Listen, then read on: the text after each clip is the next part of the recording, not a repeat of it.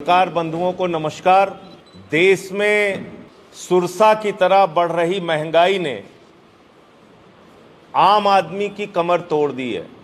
लोगों का जीना दुश्वार हो गया है। सरसों का तेल पौवा में खरीदा जा रहा है और गाड़ी का तेल भी पौवा में खरीदा जा रहा है। आज गांव का नौजवान जब मोटरसाइकिल लेकर जाता है पेट्रोल पंप पर तो 25 रुपए का तेल भरवाता है, कहता है एक पौवा तेल दे दो। हमारी माताएं बहनें घर में सब्जी बनाने के लिए तेल लेने जाती हैं तो कहती हैं 250 रुपए का तेल है, एक पौवा तेल दे दो। और जब बाजार में सब्जी खरीदने जाती हैं तब भी अब किलो में सब्जी नहीं खरीदी जाती है, पौवा में सब्जी खरीदी जा रही है। तो नरेंद्र मोदी जी की सरकार ने और भारतीय जनता पार्टी ने सबका साथ और सबका विकास ऐसे किया कि किलो से लोग पौवा पे आ गए। और आज की तारीख हमें भूलनी नहीं चाहिए। आज ही के दिन हिंदुस्तान के ऊपर नोटबंदी का कहर ढाया गया था और उसी दिन से इस देश के लोगों को महंगाई की मार में झोंकने की शुरुआत हुई थी। उनकी कमर, इस देश की अर्थव्यवस्था की कमर तोड़ने की शुरुआत हुई थी। नरेंद्र मोदी जी और भारतीय जनता पार्टी के लोग पिछले कई दिनों से जश्न मना रहे हैं। पेट्रोल का दाम कम कर दिया, डीजल का दाम कम कर दिया, पेट्रोल का दाम कम कर दिया, डीजल का दाम कम कर दिया। आज इसकी हकीकत मैं आपके सामने बताना चाहता हूं। गंभीरता से एक एक बात आपके सामने रखना चाहता हूं। और पेट्रोल और डीजल के नाम पर इस देश की जनता के साथ कितनी बड़ी लूट हुई है, इसका भी सच आपके सामने रखना चाहता हूं।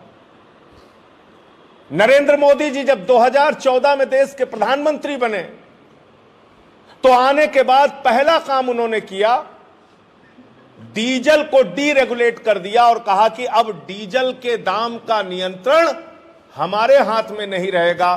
कच्चे तेल का दाम जब अंतर्राष्ट्रीय बाजार में बढ़ेगा तो डीजल पेट्रोल का दाम बढ़ जाएगा। कच्चे तेल का दाम जब अंतर्राष्ट्रीय बाजार में घटेगा तो डीजल और पेट्रोल का दाम घट जाएगा। जब नरेंद्र मोदी जी आए सत्ता में उस वक्त कच्चे तेल का दाम अंतर्राष्ट्रीय बाजार में था $105 प्रति बैरल। इसको ध्यान से सुनिएगा। जब मोदी जी सत्ता में आए तो अंतर्राष्ट्रीय बाजार में कच्चे तेल का दाम था $105 प्रति बैरल और तब हिंदुस्तान में पेट्रोल का दाम था 71 रुपए और डीजल का दाम था 57 रुपए। और आज जब कच्चे तेल का दाम अंतर्राष्ट्रीय बाजार में $83 प्रति बैरल है तो आपने देखा होगा जमानत जब्त होने के पहले, हार के पहले 112 रुपए में पेट्रोल बिका और 104 रुपए में डीजल बिका। मैं पूछना चाहता हूं बहुत सामान्य गणित से मोदी जी और भारतीय जनता पार्टी से कि जब 105 बैरल प्रति डॉलर कच्चे तेल का दाम अंतर्राष्ट्रीय बाजार में था तब 71 रुपए पेट्रोल का दाम और 57 रुपए डीजल का दाम था। अब जब $83 प्रति बैरल कच्चे तेल का दाम अंतर्राष्ट्रीय बाजार में है तो इस हिसाब से डीजल और पेट्रोल का दाम कितना होना चाहिए, आप गणित निकाल के हमें बता दीजिए। और पिछले 7 वर्षों में आप याद करके मैं इस देश की जनता से भी कहना चाहता हूं और भारतीय जनता पार्टी और मोदी जी से भी कहना चाहता हूं और जनता से कहना चाहता हूं, याद कर लीजिए, एक भी घटना याद कर लीजिए। कभी अंतर्राष्ट्रीय बाजार में कच्चे तेल का दाम गिरा हो और आपको राहत मिली हो हिंदुस्तान में? कभी नहीं हुआ। कोरोना के समय में तो $19 प्रति बैरल कच्चे तेल का दाम चला गया था। $19 प्रति बैरल। इसका मतलब हिंदुस्तान में तो 20 रुपए लीटर में पेट्रोल बिकना चाहिए था, 10 रुपए लीटर डीजल बिकना चाहिए था। लेकिन कभी कमी नहीं दी गई।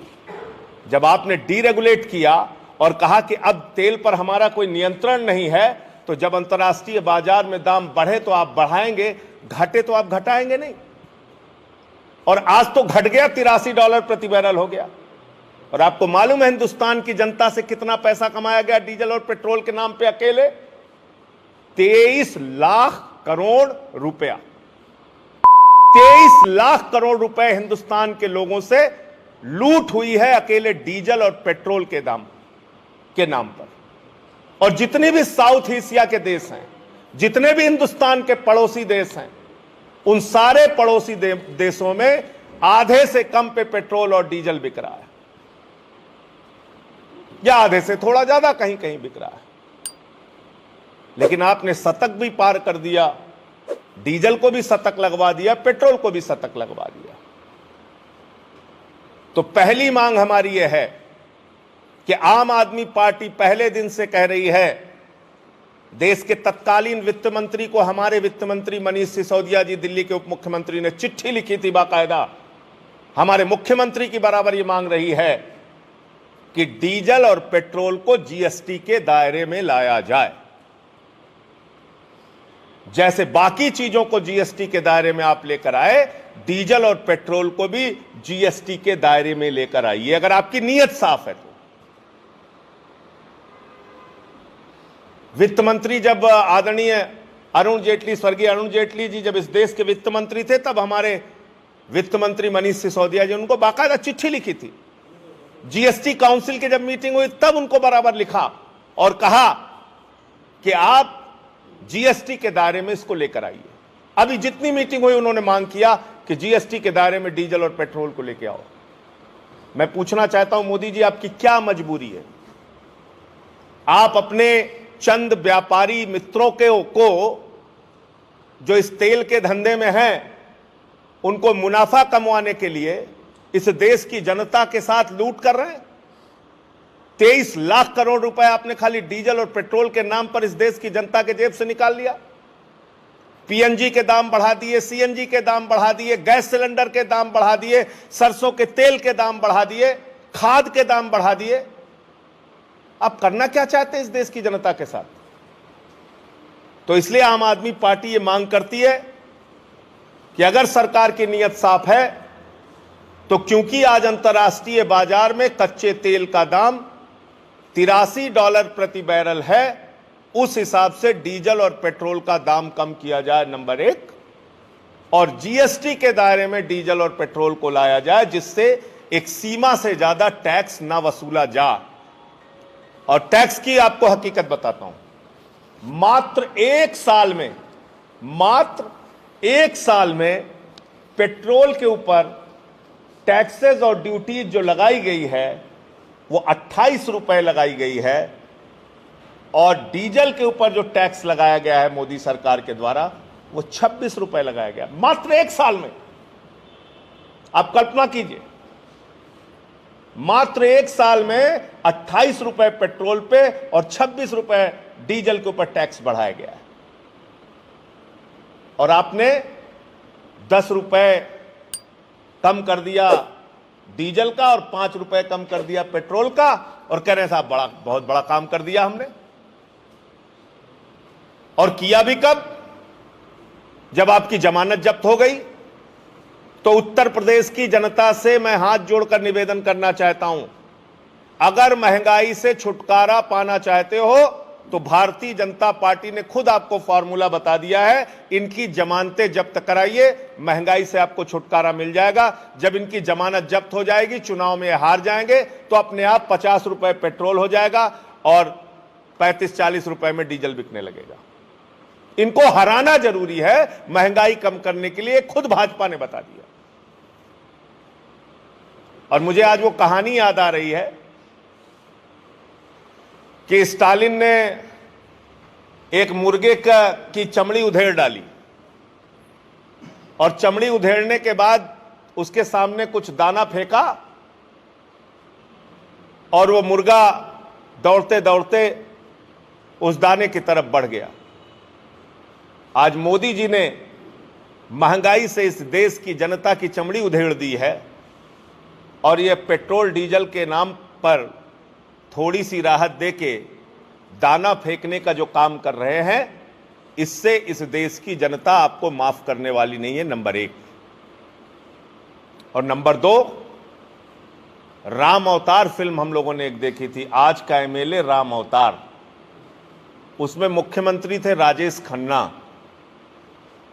वो कहते थे पहले 100% बढ़ा लो दाम और उसके बाद हम 10-20% कम कर देंगे।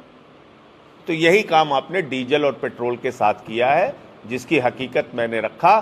दो मांग है आम आदमी पार्टी की, नंबर एक, जीएसटी के दायरे में डीजल पेट्रोल को लाया जा। नंबर दो, अगर $105 प्रति बैरल पर 71 रुपए पेट्रोल और 57 रुपए डीजल मिल रहा था 2014 में, तो $83 प्रति बैरल पर उसी हिसाब से डीजल और पेट्रोल का दाम हिंदुस्तान में कम होना चाहिए। नंबर दो,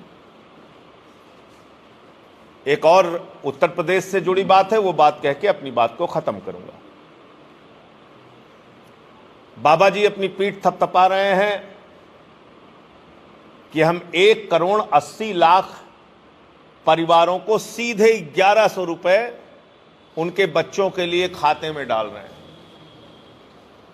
बड़ी विशाल और बड़ी अच्छी योजना और बड़ी अभूतपूर्व योजना बाबा जी लेके आए हैं।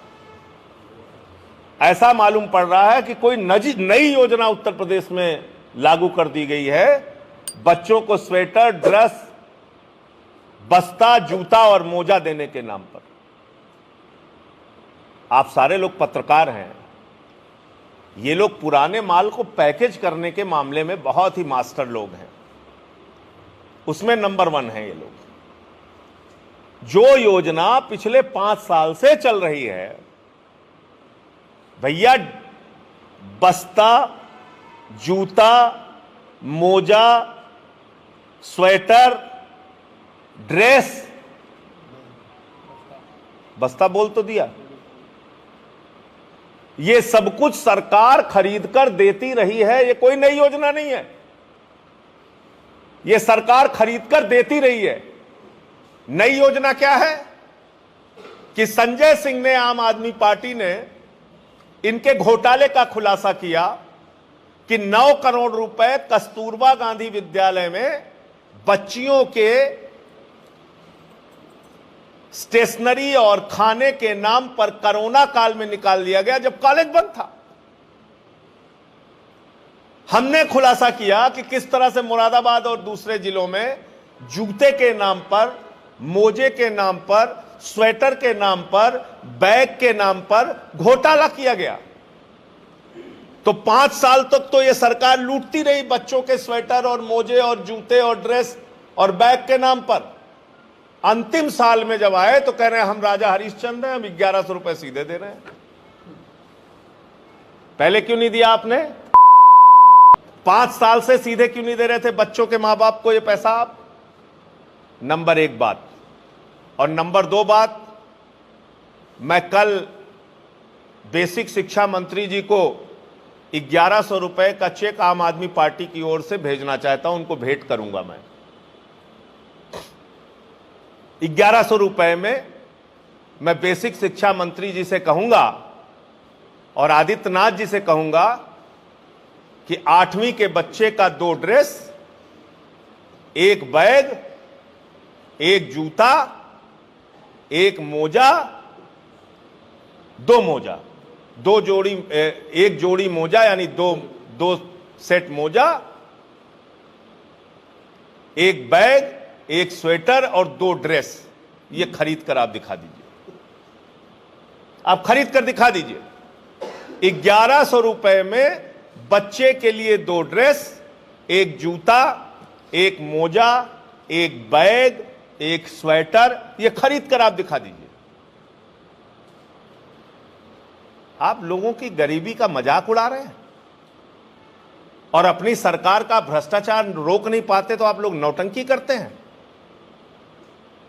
माने जो पैसा पहले से ही बच्चों को सरकार खरीद कर देती रही, स्वेटर और मोजा और जूता, जब आप उसमें लूट और भ्रष्टाचार का खुलासा हुआ तो अंतिम साल में आप कह रहे हैं हम डायरेक्ट सीधे मां बाप को देंगे।